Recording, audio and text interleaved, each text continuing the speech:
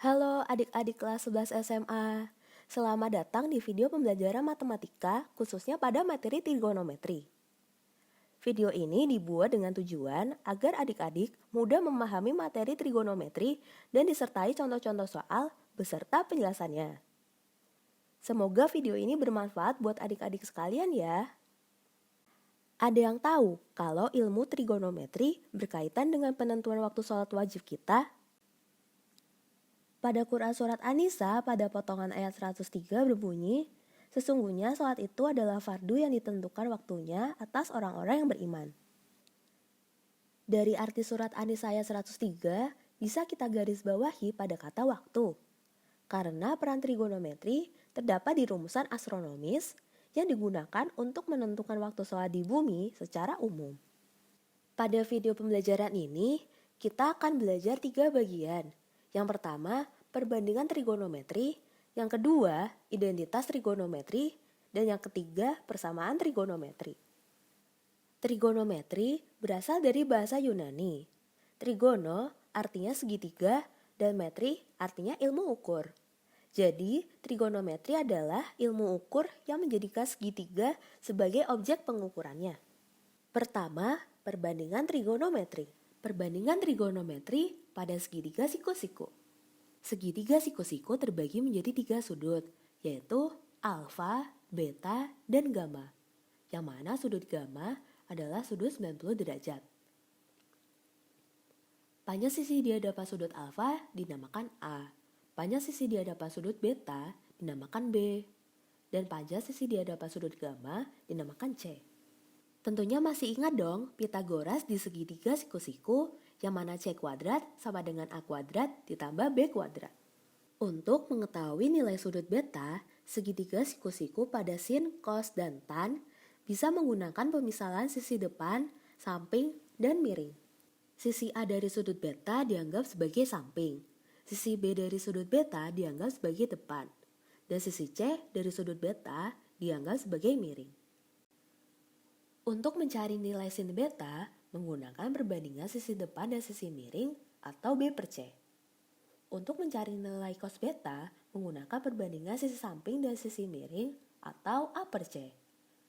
Dan untuk mencari nilai tan beta, menggunakan perbandingan sisi depan dan sisi miring atau B per A atau bisa juga sin beta per cos beta. Agar adik-adik mudah mengingat perbandingannya, bisa menggunakan kalimat sin demi untuk sin beta, cosami untuk cos beta, dan tan desa untuk tan beta.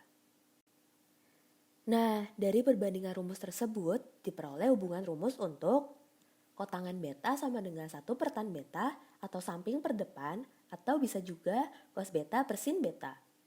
Sekan beta sama dengan 1 per cos beta atau miring per samping. Kosekan beta sama dengan 1 per sin beta atau miring per depan. Nah, sudah ingat kan dasar-dasar dari trigonometri? Mudah kan? Pastinya mudah dong. Yuk kita lanjut ke pembahasan identitas trigonometri. Identitas pada trigonometri ini sangatlah banyak. Tapi adik-adik tidak perlu khawatir, karena pada dasarnya identitas yang digunakan adalah 4 identitas ini. Keempat identitas ini bisa diubah-ubah variabelnya. Contohnya sin kuadrat X ditambah cos kuadrat X sama dengan 1. Identitas ini bisa diubah menjadi sin kuadrat X sama dengan 1 dikurang cos kuadrat X. Gampang bukan? Yuk kita coba di contoh soal yang berkaitan dengan identitas trigonometri. Di contoh soal pertama, perintahnya adalah membuktikan bahwa 5 tan kuadrat X ditambah 4 sama dengan 5 sekan kuadrat X dikurang 1. Jangan pusing dulu ya, soal ini mudah kok. Masih ingat keempat identitas tadi? Nah, di antara keempat identitas tadi, identitas mana yang ada variabel tan kuadrat X? Tentunya di identitas yang kedua. Tentunya identitas tersebut bisa diubah sesuai dengan kebutuhannya. Jadi, tan kuadrat X diganti dengan sekan kuadrat X dikurang 1. Nah, sekan kuadrat ini dikalikan 5. Menjadi 5 sekan kuadrat X dikurang 5 ditambah 4. Jadi hasilnya adalah 5 sekan kuadrat X dikurang 1. Dan jawabannya terbukti. Mudah bukan? Selanjutnya materi persamaan trigonometri. Di persamaan trigonometri ini ada 3 persamaan, yang mana di tiap persamaannya memiliki cara penyelesaian yang berbeda-beda. Contohnya pada persamaan pertama adalah sin X sama dengan sin P. Untuk mencari himpunan X1 dengan cara nilai P tambah K dikalikan 360. Dan himpunan X2 dengan cara 180 dikurangi nilai P lalu ditambahkan dengan hasil perkalian nilai K dengan 360. Yang mana nilai K adalah urutan yang dimulai dari angka 0, 1, 2, dan seterusnya. Nah, biar adik-adik lebih paham penerapannya, lebih baik kita coba saja yuk di contoh soalnya.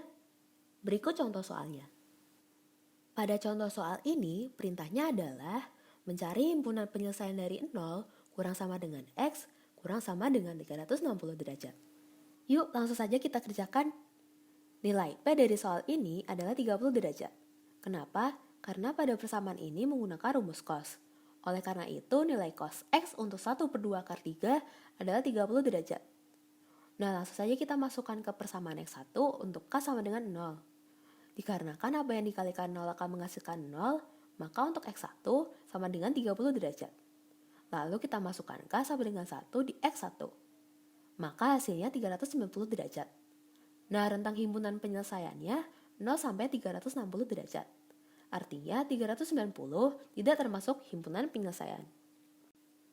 Lalu kita cari nilai X2 dengan menggunakan rumus persamaan cos. Langkah pertamanya tetap sama. Masukkan ke persamaan X2 untuk K sama dengan 0. Masih sama apabila dikalikan 0 akan menghasilkan 0. Maka untuk X2 sama dengan minus 30 derajat. Hasil K sama dengan 0 tidak termasuk himpunan. Kita lanjut ke K sama dengan 1, didapatkan hasil 330 derajat.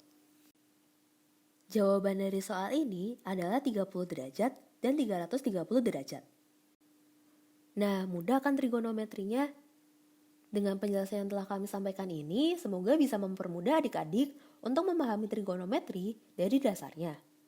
Barakallahu fikum.